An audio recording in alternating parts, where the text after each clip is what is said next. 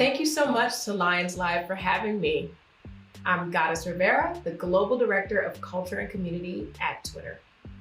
As the Global Director of Culture and Community at Twitter, I build relationships with groups who have been marginalized in society because of their identity. I strive to understand the unique experience of Twitter so that we can partner with teams across our business to continue to build a service that lifts every voice in the public conversation. Black Twitter, Latinx, Native Indigenous, differently abled, LGBTQ+ Twitter, these are the groups that don't always have the main stage, even as they are consistently changing the world. When I started this work 3 years ago, it was important to me to build a practice that consisted of systems and processes that were considerate of the nuances of the lived experiences of these diverse groups. It was important that we rooted our work in the truth that cultural competency is key to understanding people, for seeing them for who they are, and for meeting them where they are. As a former ad woman, a digital strategist, this is the type of work that I would have loved to see more of in the ad industry. I know firsthand that in the land of media and advertising, we don't do enough to center the experiences of those outside the dominant group in our creative work. But I think it's time. It's been time. And I'm here to talk to you today about seizing this opportunity to elevate the industry's creative standard by aiming for work that demonstrates cultural competency. Why now and why it's important. So first, let's take a step back. What do I mean by cultural competency? For me, cultural competent work is an approach that's dedicated to the consistent education about, consideration of, and integration of the experiences of groups who have often been excluded. It is the commitment to build and create systems and processes that are wholly inclusive of the nuances, the history, and the layers of the lived experiences of historically marginalized groups. Cultural competency is not a choice for marginalized people, my own community. It's a required skill set in order for them to survive, succeed, and move around in the world where they are consistently counted out.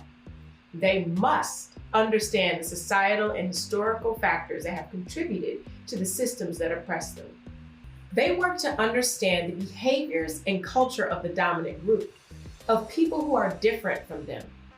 They have to have a cultural fluency, a cultural competency that allows them to survive and connect and create in a dominant culture that's different from their own. For an industry composed largely of leadership that is white and male, the integration of cultural competency is not always a common approach, and it shows in our work. If we don't change that, then we don't create things that replace the default narrative that perpetuates implicit and unconscious biases. And in our work, the messages we send out into the world over time can lead to real-world influences, subconscious effects that can lead to someone landing the job, ensuring the safety device functions, getting the mortgage, or the difference in a life-altering split-second decision that can have devastating consequences. So how can we accomplish this? So here are a few ways that we can all elevate the cultural competency of our work. Number one, ensure diverse perspectives are integrated in every layer of the process. So often when people think about applying diverse perspectives, it may be in a focus group after the product or creative has been crafted. It may be thought of during casting the commercial after it's been written, after the media placements have been made. I'm going to challenge you all to think about how to start your creative and strategic processes and then center cultural competency through the entire process. How can you bring in diverse voices during your early ideation sessions? How have you applied cultural competency within your creative briefing process, within your media strategy? By applying this approach across all of our work, we will create the systemic changes needed to see real impact.